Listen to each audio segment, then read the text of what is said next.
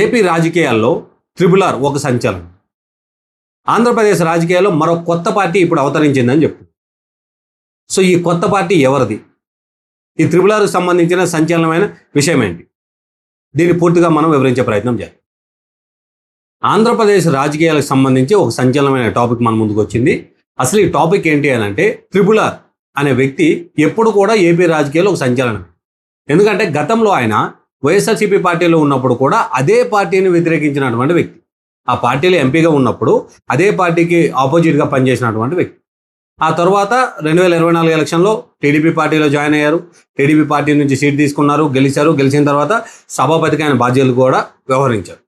ఇప్పుడు ఆయన మళ్ళీ ఒక కొత్త పార్టీ, ఇండిపెండెంట్ డెమోక్రటిక్ పార్టీ అనే పేరు మీద ఓ పార్టీ పెడుతున్నారు అనే వార్తలు అయితే ఆంధ్ర రాష్ట్ర రాజకీయాలు వార్త అయితే చక్కర్లు కొడుతూ ఉంది.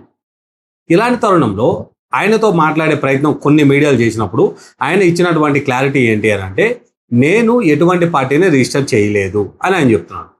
మరి ఆయన సన్నిహితంగా ఎవరైతే వైజాగ్కి చెందినటువంటి ఒక చౌదరి మిత్రుడు, విజయ్ కుమార్ చౌదరి అనే మిత్రుడు, తనకు సన్నిహితంగా రాజకీయాల్లో తనకు ఎప్పుడు పనిచేశాడని, గతంలో కూడా ఆయన ఎలక్షన్లకు కూడా ఆయన దగ్గరుండి బాధ్యతలన్నీ చూసుకున్నాడని, తనకు సన్నిహితంగా ఉన్నటువంటి వ్యక్తి అని చెప్పి అందరికీ బాగా తెలిసిన మాట. అయితే ఆ వ్యక్తితోటి ఈ పార్టీని రిజిస్టర్ చేయించారు అనే విషయం అయితే ఇప్పుడు చక్కర్లు కొడతా ఉంది. మరి ఇది ఎంతవరకు ఏంటి అని చెప్పి అతను అడగగా అతను చెప్తున్న అంశం ఏంటి అంటే, అతను పార్టీ రిజిస్టర్ చేస్తున్నట్టు కూడా నాకు తెలియదు, కానీ నేను ఒక స్వచ్ఛంద సంస్థను రిజిస్టర్ చేస్తున్నాను అని చెప్తాను. ఈ స్వచ్ఛంద సంస్థ ఏంటి అంటే, తెలంగాణ రాజకీయాల్లో తెలంగాణ ఉద్యమం ఉన్న సమయంలో కవిత గారు ప్రజా జాగృతి అనే ఒక స్వచ్ఛంద సంస్థని ఫామ్ చేశారు, అంటే ఒక ఎన్జిఓ.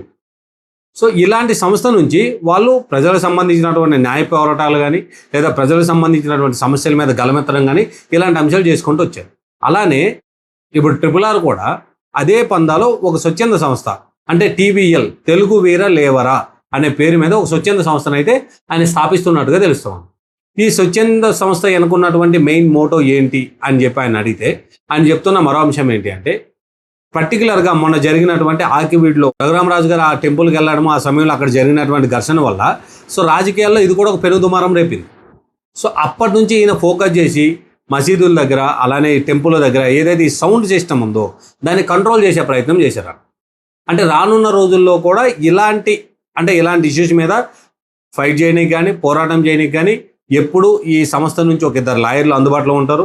సో వాళ్ళ ద్వారా ఇలాంటి ఇష్యూస్ మీద మేము నిత్యం పోరాటం చేస్తాం అని చెప్తున్నాను. మరి గత రాజకీయాల్లో చూసుకున్నట్టయితే జగన్మోహన్ రెడ్డికి వ్యతిరేకంగా పనిచేసినప్పుడు పవన్ కళ్యాణ్ ఎలా అయితే వ్యతిరేక ఓటు చీలిపోకూడదు అని చెప్పి ఒక స్టాండ్ తీసుకున్నాడో, అలానే ఈయన కూడా అదే మోటివ్లో వెళ్ళినట్టుగా చాలామంది మాట్లాడతారు. మరి నిజంగానే ఈయన అదే మోటివ్లో వెళ్ళాడా, లేదా జగన్ మీద కక్షతో వెళ్ళాడా, లేదా జగన్మోహన్ మీద కక్షతో ఈయన మాట్లాడినాక ఈయన అరెస్ట్ చేయడము, ఈయన కొట్టడము ఇవన్నీ జరిగాయని చెప్పి అప్పుడు బాగా వార్తల్లో వచ్చిన విషయమే కదా. సో అలాంటి మోటివ్తో వెళ్ళాడా, ఫైనల్గా ఏదైతేనే జగన్మోహన్ రెడ్డి ఓడించాలని చెప్పి అనే కాన్సెప్ట్తోనే వెళ్ళాడు. సో అలాంటి పరిస్థితులు ఉన్నప్పుడు అంత ఫేమ్ నాకు కూడా ఉంది కాబట్టి రానున్న రోజుల్లో ఈ TVLని, అంటే ఏదైతే తెలుగు వీర లేవరా అని చెప్పే సంస్థ అయితే ఏర్పాటు చేస్తున్నారో ఆ సంస్థ రాజకీయ పార్టీగా మార్చడానికి అవకాశం ఉన్నట్టుగానే తెలుస్తుంది. కానీ ఆయన మాత్రము అలాంటి క్లారిటీ ఏమీ ఇవ్వలేదు. నేను ప్రస్తుతం ఉన్నటువంటి పార్టీలో హ్యాపీగానే ఉన్నాను, నాకు ఇక్కడ ఎటువంటి ఇబ్బందులు లేవు, నేను ప్రస్తుతం ఏదైతే చేస్తున్నానో ఇదంతా చాలా క్రమబద్ధీకరంగా చాలా నీట్గా చేసుకుంటూ పోతున్నాను. కానీ ఈ స్వచ్ఛంద సంస్థ పెట్టడానికి గల కారణం ఏంటి అంటే, హిందూ శక్తిని తొక్కుతున్నారు. ఏదైనా ఒక కాలనీలో కానీ, ఒక గ్రామంలో కానీ మసీదు ఉంటుంది, చర్చ్ ఉంటుంది, టెంపుల్ ఉంటుంది. ఈ ముగ్గురు లౌడ్ స్పీకర్లు పెట్టడం వల్ల కాస్త డిస్టర్బెన్స్ ఏర్పడుతుంది. సో కాబట్టి అవసరానికి అనుగుణంగా, అంటే ఆ పూజ సమయమో లేదా ప్రార్థన సమయంలో మాత్రమే ఆ సౌండ్ సిస్టమ్ని ఆన్ చేసేలాగా, మిగతా సమయాల్లో సౌండ్ సిస్టమ్ని ఆఫ్ చేసేలాగా ఇలాంటి చర్యలు కొన్ని తీసుకొచ్చారు.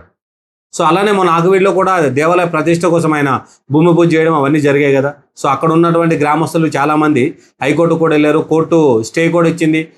నెక్స్ట్ మంత్ 15వ తారీఖు వరకు స్టే ఇచ్చినట్టుగా ఉంది. సో అప్పటి వరకు ఆ పనులు ఏం చేయించొద్దు అని. సో ఇలాంటి తరుణంలో లేదా ఇలాంటి పరిస్థితుల్లో ఏపీ రాజకీయాల్లో రోజుకో కొత్త పార్టీ పుట్టుకొస్తుంది అనే వార్తలు కూడా గట్టిగా వినిపిస్తుంది. ఈ రోజుకో కొత్త పార్టీ ఏంటంటే, మొన్నటి వరకు A2గా ఉన్నటువంటి వైఎస్ఆర్సీపీలో A2గా ఉన్నటువంటి వ్యక్తి విజయసాయి రెడ్డి గారు కూడా ఆయన పార్టీ పెడుతున్నట్టుగా అనౌన్స్ చేశారు. ఆయన జూలై నెలలో ఒక కొత్త పార్టీ పేరుతో ఆయన కూడా రాజకీయాల్లోకి మళ్ళీ రాబోతున్నాను అని చెప్పి, అంటే రిటర్న్ బ్యాక్ నేను రాబోతున్నాను అనేది అయితే ఆయన చెప్తా ఉన్నాను.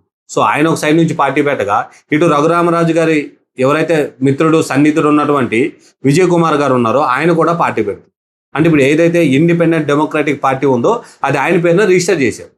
మరి రఘురామరాజు గారే అనుకునే చేపించారనేవి ఊహాగానాలు ఉన్నప్పటికీ వాస్తవం ఏంటి అని చెప్పి అడిగితే ఆయనకి నాకు అసలు ఆయన పార్టీ రిజిస్టర్ చేస్తున్న విషయం కూడా తెలియదని, నాకు సన్నిహితంగా ఉన్న వ్యక్తే, నాకు మంచి మిత్రుడే, ఆప్తమిత్రుడే అయినప్పటికీ ఆయన విదేశీ పర్యటనలు అవి ఇవి అని చెప్పి తిరుగుతూ ఉంటాడు కాబట్టి ఎప్పుడు ఏ యాక్టివిటీ చేస్తారనే అన్ని విషయాలు కూడా నేను తెలుసుకోను. ఇంకోటి ఏంటంటే గత 2-3 రోజులుగా ఆయనతో నేను మాట్లాడలేదు కూడా. సో ఇప్పుడు ఆయన పార్టీ రిజిస్టర్ చేసిన విషయం కూడా నాకు తెలియదు అనే విషయం ఆయన ప్రస్తావన తీసుకొచ్చారు. మరి రానున్న రోజుల్లో ఏపీ రాజకీయాల్లో ఒకవేళ త్రిబుల్ ఆర్ కానీ పార్టీ పెడితే ఎలా ఉండబోతుంది? సో త్రిబుల్ ఆర్ పార్టీ పెడితే కేవలం ఏదైతే ఈ హిందూ శక్తులు అని చెప్పి ఇలాంటి మాటలు లేదా ఇలాంటి వాదనలు వినిపిస్తున్నాయో ఆ పరంగా నడుస్తుందా, లేదా మళ్ళీ వైఎస్ఆర్సీపీలో గతంలో అదే పార్టీ నుంచి ఎంపీగా గెలిచిన వ్యక్తి వాళ్ళ మీద తిరుగుబాటు చేశారు. సో అలా ప్రస్తుతం ఉన్నటువంటి కూటమి మీద ఏమైనా రివర్స్గా మాట్లాడే అవకాశం ఉంటుందా? సో పరిస్థితులు ఎలా ఉన్నప్పటికీ రఘురామరాజు గారు ఏదైతే త్రిబుల్ ఆర్ గారు ఉన్నారో ఈయనైతే మాత్రం సంచలనం అనే చెప్పాలి. మీరు ఈ విషయం మీద ఏమనుకుంటారు?